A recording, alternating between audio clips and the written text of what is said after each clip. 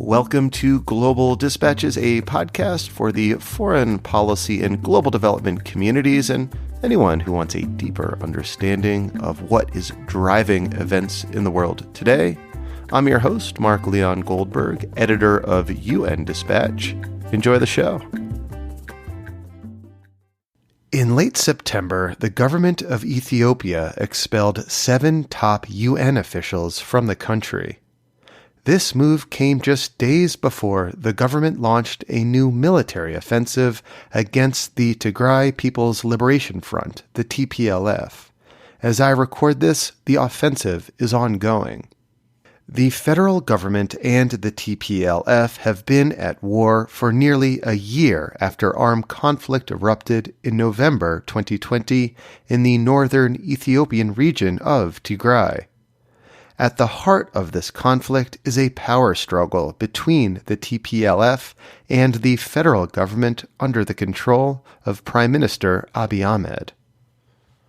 I have done previous episodes of this podcast that more comprehensively explains the roots of this power struggle, and I strongly recommend you take a listen to those.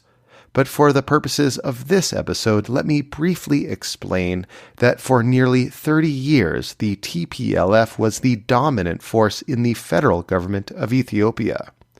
When Abiy Ahmed came to power in 2018, he effectively sidelined the TPLF within the federal government. However, in the Tigray region from which the TPLF emerged, it still remains a political force and has its own very well-armed military. Initially, the federal government of Ethiopia, with the help of Eritrea and militias from neighboring Amhara region, pushed back the TPLF forces and evicted them from key cities like the regional Tigray capital, Mekelle. But over the summer, the TPLF launched a successful counteroffensive, winning back the territory it lost and gaining territory beyond the Tigray region. And it is in that context that the federal government and its allies have launched this new military offensive in early October. And it is here that we pick up the story with William Davison, senior analyst for Ethiopia at the International Crisis Group.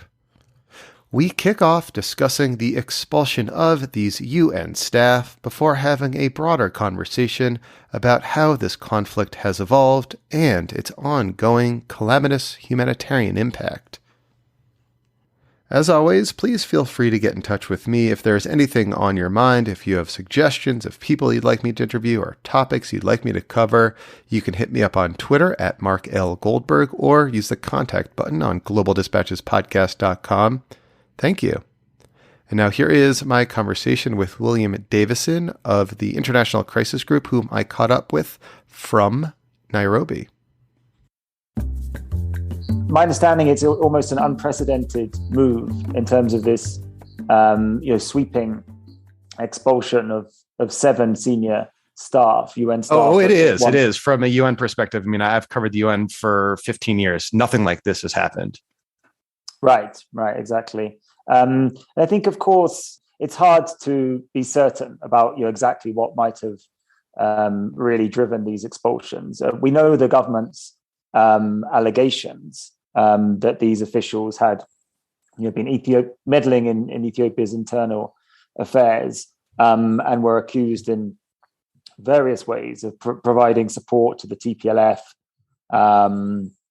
support to Tigray's government, and the TPLF has obviously been classified as a terrorist organization by the federal government.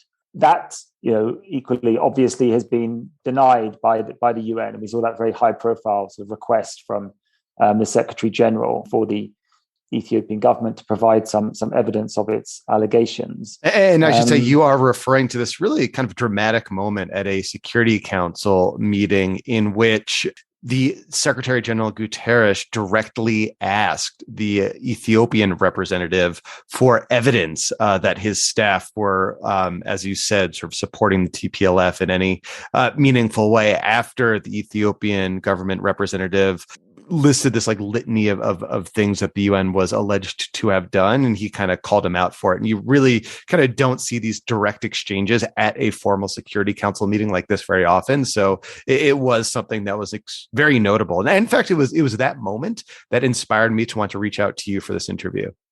Yeah, exactly. I mean, I think it epitomizes just how bad relations have got between the Ethiopian government and the international, various elements of the international community, and obviously now including the UN and the Secretary General. I think one of the ways that I've been trying to explain this or look at this, and clearly the position of the United Nations and those focused on humanitarian operations in general, is that regardless of the political disputes in Ethiopia, regardless really of the security situation and the legalities, that there is an obligation for Ethiopia's government, the federal government, and other governments, the regional governments, to provide unhindered aid, humanitarian access to people in need. And of course, there is something like 400,000 people in famine conditions in Tigray, and just huge numbers in need of assistance in Tigray, but also elsewhere. That is not. It is not as simple as that for the Ethiopian government, and their resistance and their restrictions on humanitarian access, and the federal government's refusal, essentially, to provide life-saving services to Tigray in the form of telecommunications, banking, and electricity. That is at the crux of this dispute that led to the expulsions. Now, of course, the federal government is claiming at times that the Tigray forces, the TPLF, are responsible for the obstructions to aid. But there has been plenty of evidence provided by the WFP, a UN agency, by UN OCHA, by other humanitarian actors, that in fact this very insufficient flow of aid to Tigray, there should be something like 100 trucks per day to provide for the needs there. That is due to largely bureaucratic impediments put in place by the federal government and the regional government. Just to emphasize, this is something that you hear repeated from exasperated UN humanitarian agencies, that it is the Ethiopian federal government that is putting up these bureaucratic roadblocks preventing aid from reaching troubled regions in Ethiopia. Yes, exactly. I think they've been increasingly explicit. And for example, we had the US representative at the UNSC say that that was potentially a war crime being committed by the Ethiopian federal government. What has been called a de facto federal blockade on Tigray. Now, because of the political circumstances, the legal circumstances, the military circumstances, the federal government has its own justifications. But it is essentially this clash which is leading to this huge tension. Because as the United Nations and all of the other international actors, they press the federal government to meet its international legal obligations to provide that aid and switch on those services. That is when the federal government and its supporters, they say that people are simply pushing the agenda of the TPLF.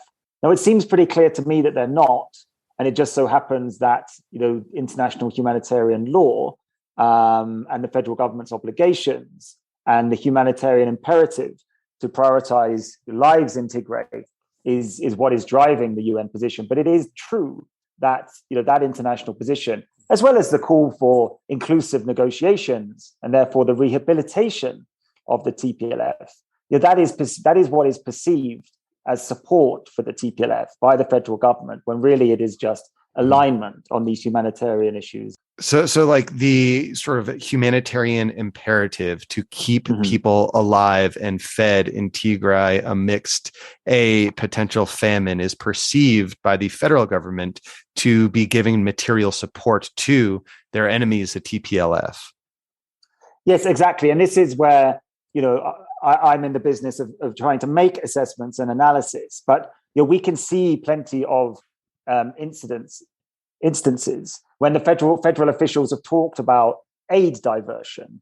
And so, for example, trucks and truck drivers went missing in Tigray recently, and there was a huge amount of clamor from the federal government side saying that the TPLF had used those trucks for its war efforts. So it is pretty obvious that concerns about aid diversion are one of the things that is driving this federal government policy. But that, of course, does not get round the fact that the federal government is therefore in breach of international humanitarian law. And certainly it is perceived to be. And it's the same kind of issue with the services, certainly with the fuel issue. There was a huge fuel shortage in Tigray for the humanitarian operation. But of course, again, there are concerns that fuel will be used for the armed resistance. And I think with the services, it's a similar argument. I mean, it's crippling the humanitarian operation not to have telecoms and power, especially the medical facilities there. But because of the nature of this dispute between the federal government and what they consider to be a illegal regional government, from their eyes, there is some justification not providing those services, but that is by no means how international law sees it, and is not how the international system is seeing it. So I believe it was September 30th or thereabouts that these UN staff were declared persona non grata, or the term of art in diplomacy, they were PNG'd is the verb, and ordered out of the country.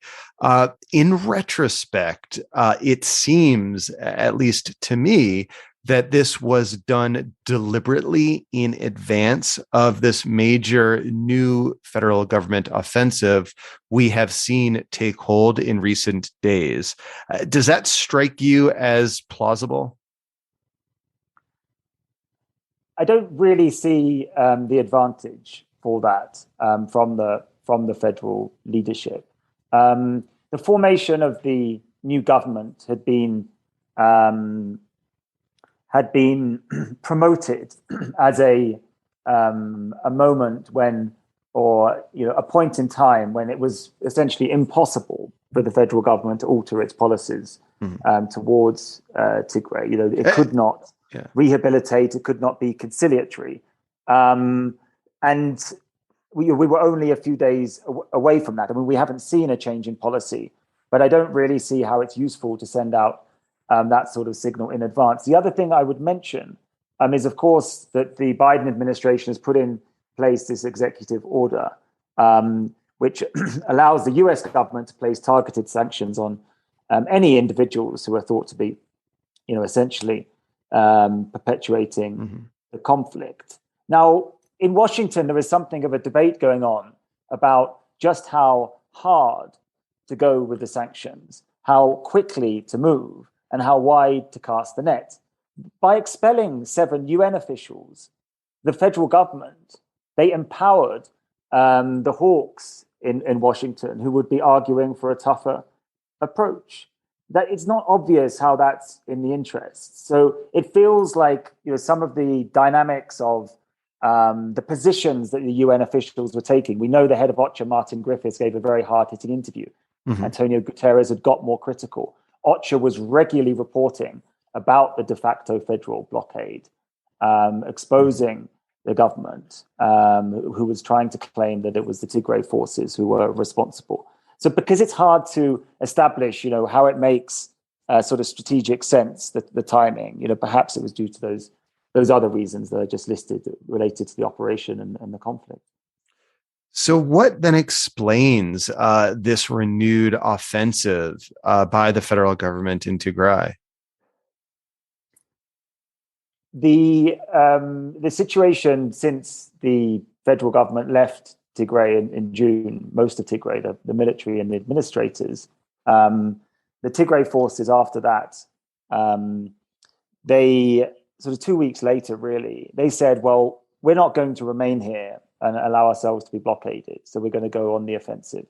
They also said that to ensure Tigray's security, they needed to continue to weaken their opponents, so Ethiopia's federal military, Amhara forces, and the Eritrea military.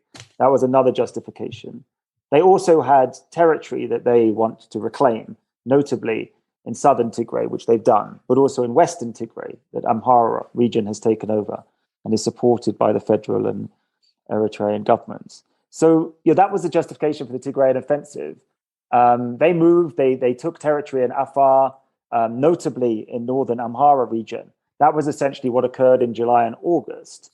Quite significant resistance built up in towards the end of August and beginning of September, and then there was something of a lull.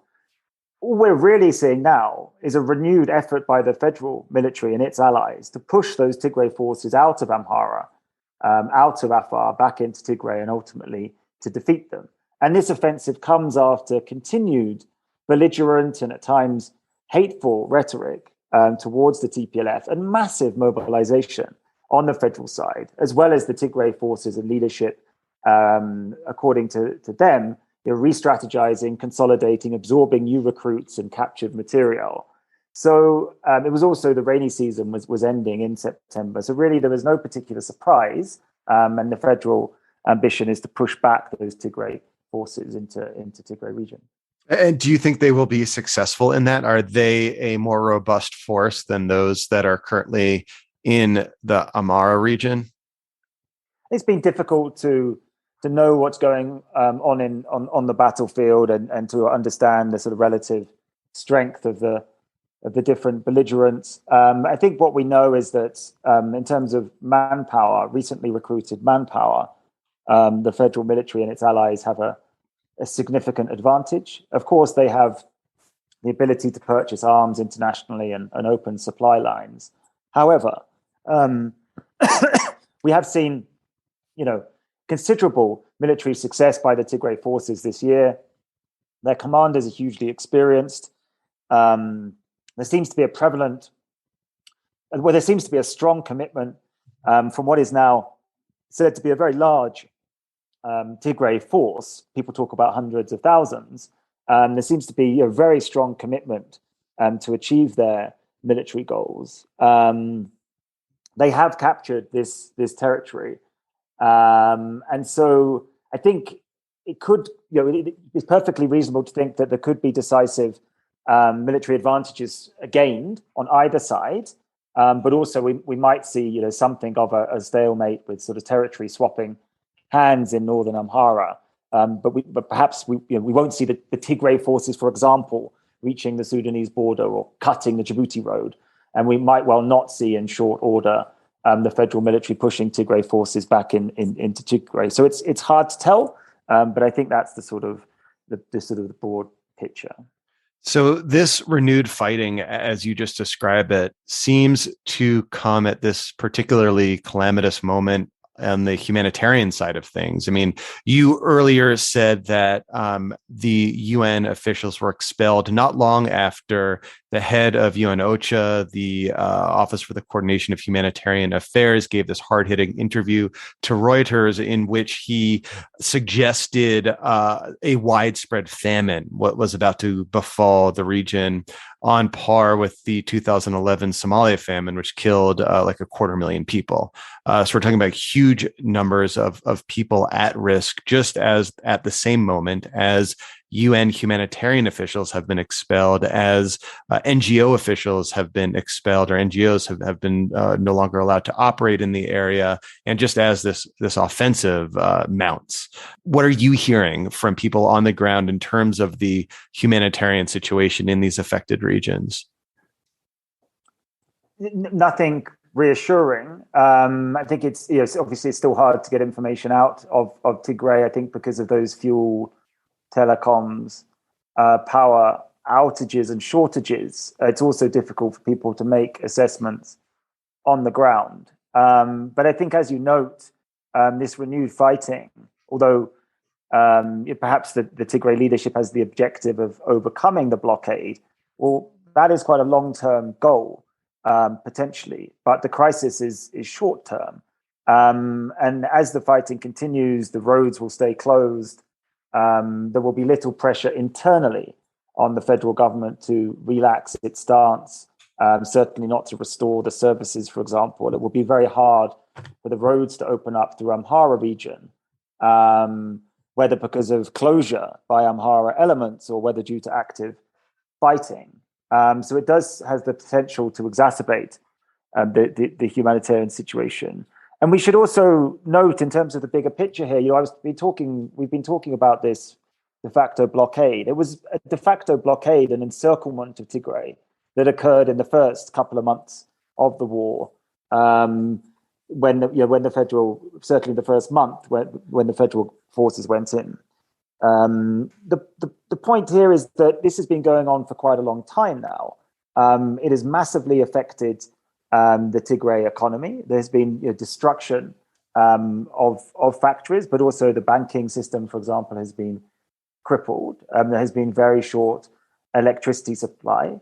Agricultural production has been massively impacted. Perhaps yields could be something like a quarter of normal. And now we are back in a situation where there is something like a de facto blockade on the region, trade, aid, and those vital services. So obviously the concern is that this is a ongoing and continuing crisis. And at some point, it could exponentially increase as famines do. There are already reports of daily, hundreds of deaths of people from starvation-related diseases and these types of problem. There is a huge shortage of medical supplies. So there is every reason to be very fearful that the humanitarian situation, the food emergency is about to get significantly worse, just as Martin Griffiths was warning in that interview. So you referenced earlier this decision or executive order by the Biden administration threatening to impose sanctions on individuals in Ethiopia who are exacerbating the crisis. And it was sort of like a weirdly framed and weirdly stated executive order. It was just, they didn't actually impose sanctions. They said that we are going to impose sanctions if you continue. The sanctions orders are already written. We just have to sign them, sort of thing. It seemed to be, at least read to me, as one last warning. What other kind of external pressure might be brought on the parties at this point to, if not sort of compel them to the negotiating table, which doesn't seem likely, but at the very least, enable more robust humanitarian access to affected regions? Well, that has proved really difficult so far, Mark, and I think that's what has led to this continuing sort of ratcheting up of the pressure from the US. I think the various sort of exhortations for the parties to adopt different policies, prioritize the humanitarian situation, they just have not impacted the calculations of the key protagonists here. And I mean, I think the sad truth is, at the moment, there is no reason to think that that those calculations are going to change. For example, I think the positioning that Prime Minister Abiy Ahmed has taken, in addition to his, the conflict that he is involved in, the struggle that he is involved in with the TPLF. It is also perceived that if Prime Minister Abiy Ahmed was to take a accommodating stance suddenly towards the TPLF, which of course the federal parliament is classified as a terrorist organization, that would lead to a loss in support for the Prime Minister, particularly from Amhara region. And I think the Prime Minister also sees the TPLF and the Tigray forces as a genuine threat to his leadership. Similar sort of considerations for President Isaias Afwerki in Eritrea.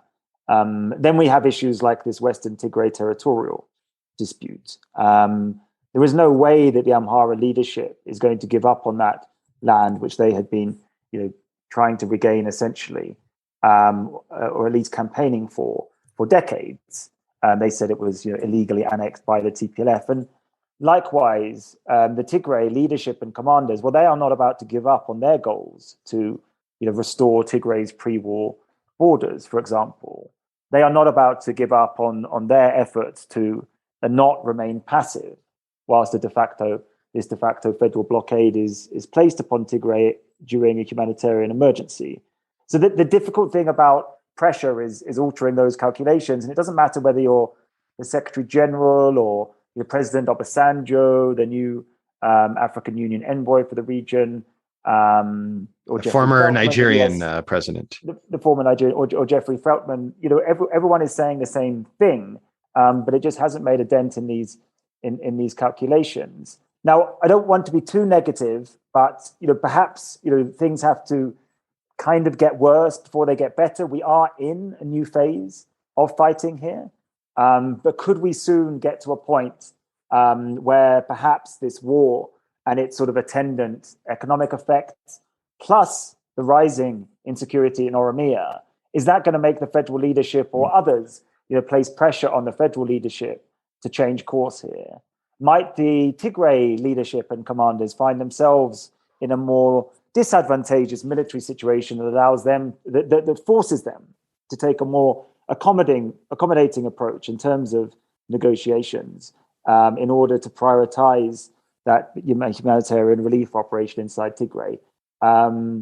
It doesn't necessarily look like any of these things are going to happen tomorrow, but we have to hold out hope that soon these calculations will change. So those are the kind of near-term inflection points that you'll be watching that will help you determine how this crisis plays out over the next several weeks and months. Tragically, yes. I mean, there is, of course, there's conversations about what could be the best way to sequence a de-escalation. Could the Tigray forces agree to retreat, or at least pause their offensive and return, for the federal government taking a different approach, maybe in terms of those life-saving services? Is there some sort of quid pro quo in terms of Amhara withdrawal and Tigray withdrawal from their respective regions? There is the Obasanjo initiative. Is he going to come up with some sort of plan? There are issues to look at and discuss there, for those who are so concerned, whether inside Ethiopia or outside. But tragically, it does look like now is not the opportune moment for sort of diplomatic pressure to work. And then I think it's a question of international actors and Ethiopian actors who want to see a peace process underway, looking ahead, working out where could be the opportune moments, the entry point, so to speak, for some sort of intervention that could find the parties more receptive to it. And of course, Mark, there is also massive questions, not just over that Oromia insurgency and the Oromo Liberation Army, but also Ethiopia's overall economic situation. Food inflation is at 43%. There is a debt crisis, a foreign exchange shortage. So there is always the prospect of this getting worse. We see various sort of punitive economic measures being put in place. So on the one hand, there is a grave risk that we could see, more rapid deterioration because of that. But also, could that deteriorating economic situation convince more people in Ethiopia to put pressure on their respective leaders and try and get them to find a peaceful and conciliatory path forward here?